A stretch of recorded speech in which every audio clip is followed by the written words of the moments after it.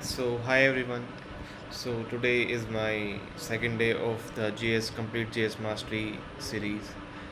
So in this playlist that I will be doing the coding live for JavaScript, explaining each and every concept of it. So today is my second day. So today I will be covering these topics.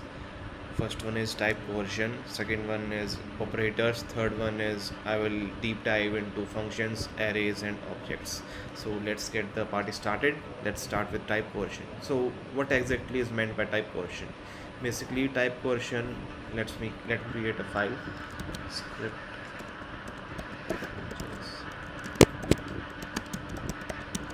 Type coercion is basically means converting value from one type to another. So for example, let's say we have something as a number and we want to convert it to string, or we want to convert string to a number. So that will be done using a type coercion. So there are two types in it. First one is implicit type coercion, second one is explicit type coercion. So for implicit type coercion, that is handled by the JS interpreter itself. So let me give you an example for implicit type coercion. First one is implicit coercion. So let's say we want to print that 2 is a number.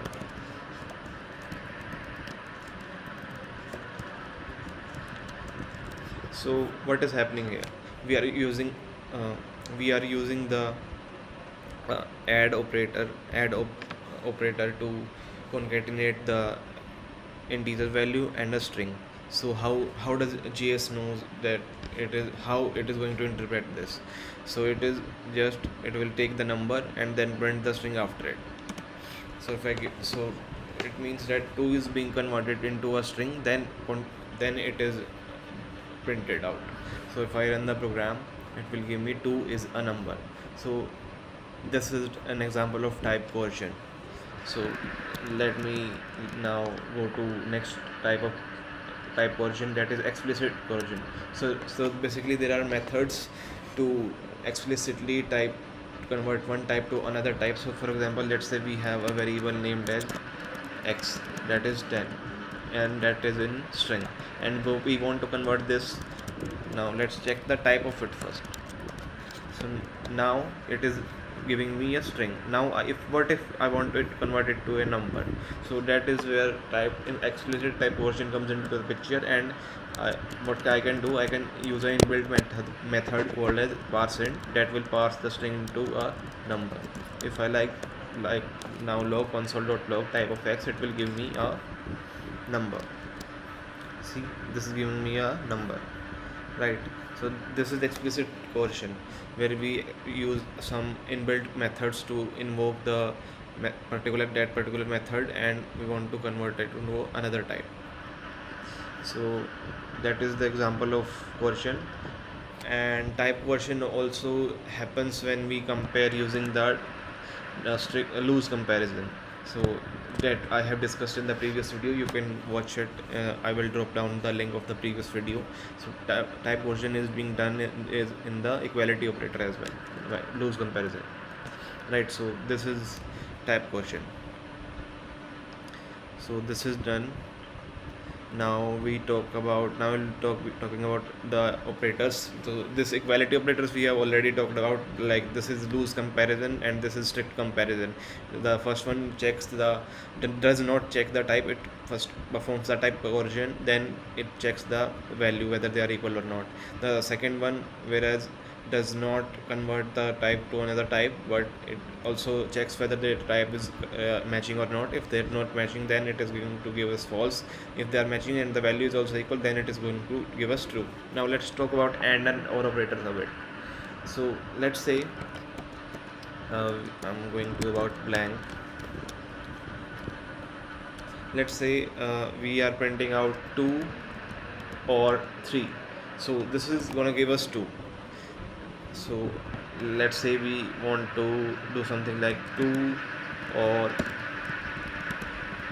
empty string. What is it going to give us? It is again going to give us 2. Now what if we do undefined or 2 or 3? Now the output will be 2 here only. Now why this is happening?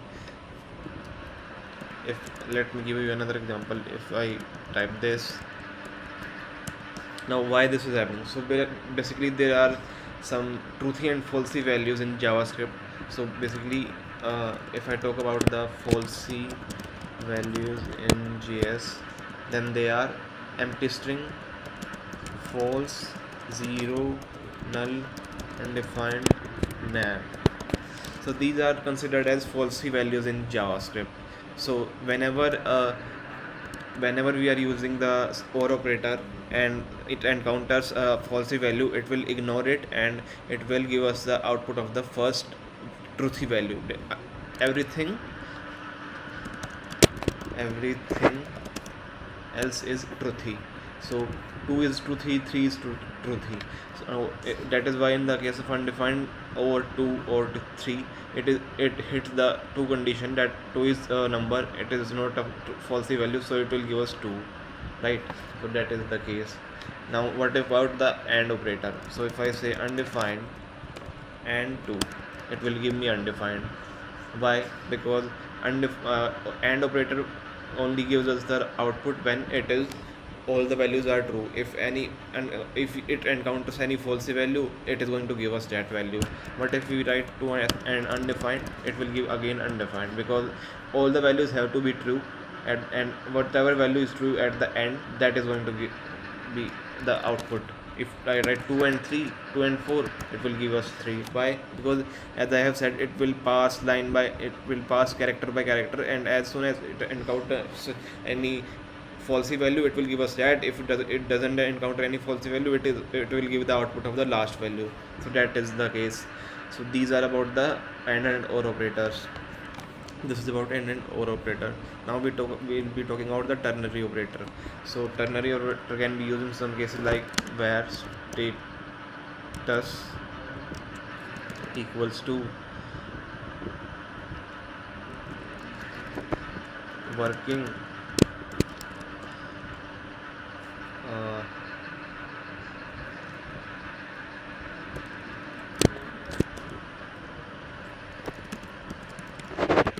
let flag equal to true, let x equal to flag 2 3.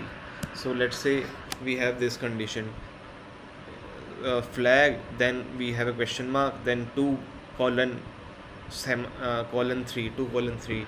What is going to be the output? X will be 2, because whatever value is present, if it is true, then it is going to hit the first value. If it is false, it is going to hit the second value.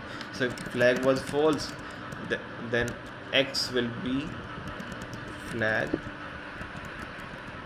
x will be 3, because it is going to give us the second value. So this is about the ternary operator. Now we have something called as nullish operator. Nullish operator works where the value is undefined or nan.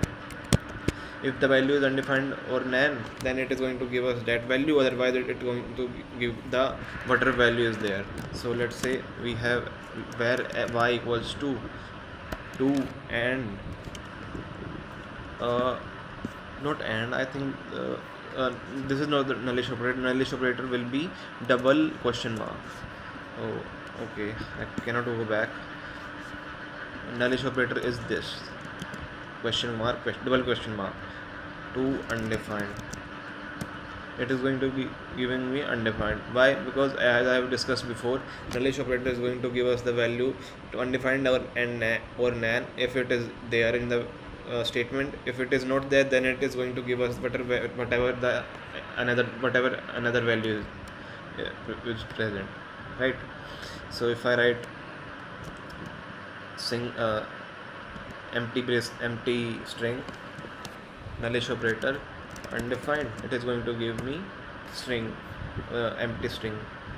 If I write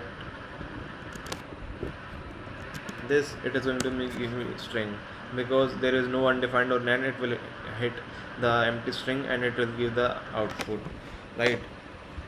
So what if I write something like null, nullish operator 3, it will give me null. It will nan, sorry. In case of nullish operator 3, it is going to give me nan. So that is about the nullish operator, right? Then comes the optional chaining. Suppose we have an object like this, where obj name Harsh age 22, right? Instead, let me have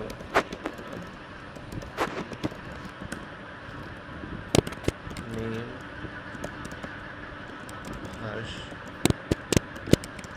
address state Haryana, right? So what if I want to access object.address.state? This value exists, but what if I write object, so it is going to give me Haryana object. What if I write object.address.pin? It is going to give me undefined. And what if I do object.address.pin.code? It is going to give me an error because pin is not a valid property. It is not defined inside the object, and we are accessing uh, undefined dot something. So that is why it is giving me error. In this scenario, what we can do, we can use the what do you call it? Which operator? An optional chaining operator. That is a question mark followed by a dot. So I can write something like this: object dot address pin dot state. Not like this. Object dot address dot pin. If pin exists, then only access the state, otherwise do not access it. If pin exists, whatever key is present before the operator, that is going to be the parent, and if that exists, then give me the next its child property value, right? So this is about the nullish operator. So we have talked about type coercion. Okay, let me change the background a bit. Can I change it?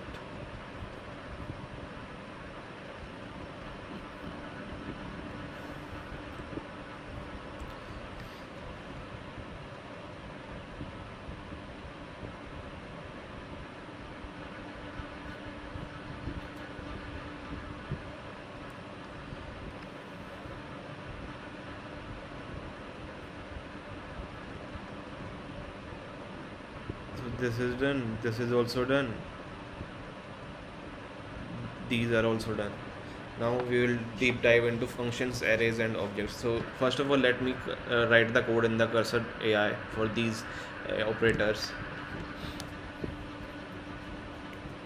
Right. So this is, I will write in a separate file. Coercion.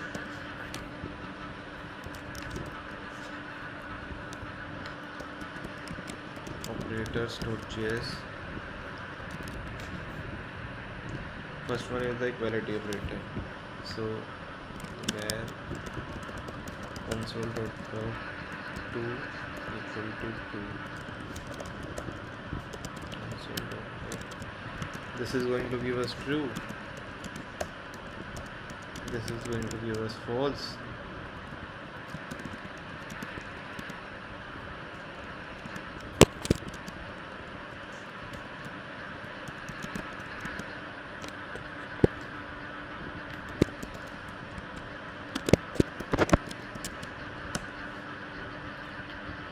Logical operators and or console.log 2 or 3 or empty string. It is going to give us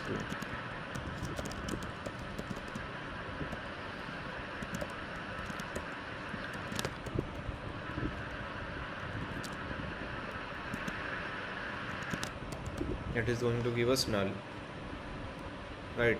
Because it will start from the beginning and it will see that neither of the value is true, so at the end it is going to give us null. If I write this, then this will be the output, right? because it has encountered empty value, falsy value at the end, right? This is the ternary operator.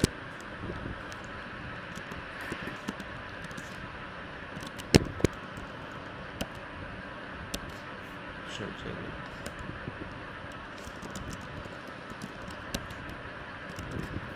Right, so these are the operators that we have discussed today, right?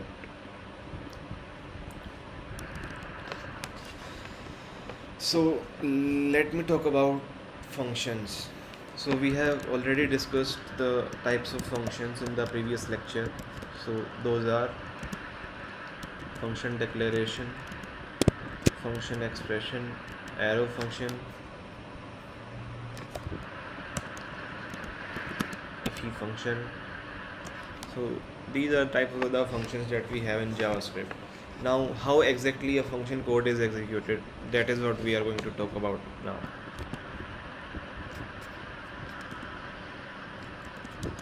Let's say we have function test console.log test function. Suppose we are also having a variable z and we are trying to access it inside this function and we are calling test. Now to see the action, what exactly is happening, we need to open the browser.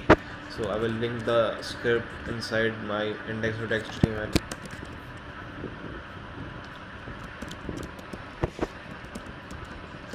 Function.js, open with live server. See, I can access the z inside the function as well, although it is declared on the outside environment, but still it can access it. Why? How this is happening? So whenever a function is declared, it has also access to its outside environment, that is known as its lexical environment. That is why it is able to like access the property z, access the variable. So if I go to source, if I put a debugger over here and refresh it, so you can see that there is a global scope is created. We have not executed anything, it is the debugger is still at where z equals to 10 line and we have a global scope. Now inside it, what do you say, what will be the value of z will be undefined, because as we have discussed that first phase is the memory allocation phase, as nothing has been executed as of now, so the memory allocation phase has been done. So that is why z will be allotted a value and test will be allotted entire code. See, z is undefined, and what about test? Entire function is there. So this is the case. If I step over to the next one, we are going to call this and we will put a debugger. We have put a debugger, so now we are inside this function, test function, right? So it has a local scope and it has a global scope. Global scope, as we have discussed, it is the outer scope lexical to the function. Local, we have this is something point we will learn about it in the upcoming lecture, this keyword. So right, so we have a local scope and we have access to the global scope, which is the lexical scope of this function. That is why it is able to access the property z. If the property does not exist inside the local scope, then it is referring to the global scope. If the where z is there inside the function, then 20 will be printed, right?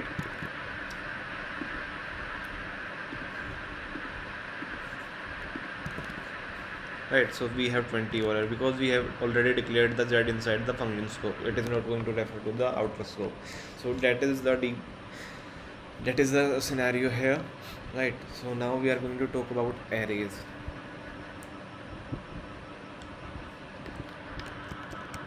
Arrays.js. Let's say we have an array like this and we want to add a value inside it, so we will do array.push 6. If we want to remove an element from an array, then we can just pop it. If we want to delete from the beginning, then we can do array.shift. If you want to add at the beginning, then we can do array dot unshift, right? So let's see the output for each of the case.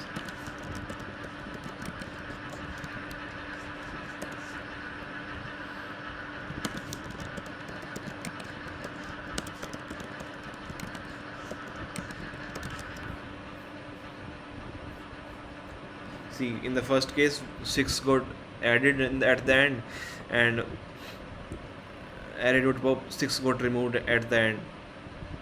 Array dot shift 1 got deleted from the beginning. Array dot unshift 0 got added at the beginning. So this is how we can perform array operations using these functions. Also, we have something called as concat function that is going to concat two arrays. Suppose we have another array where array 2,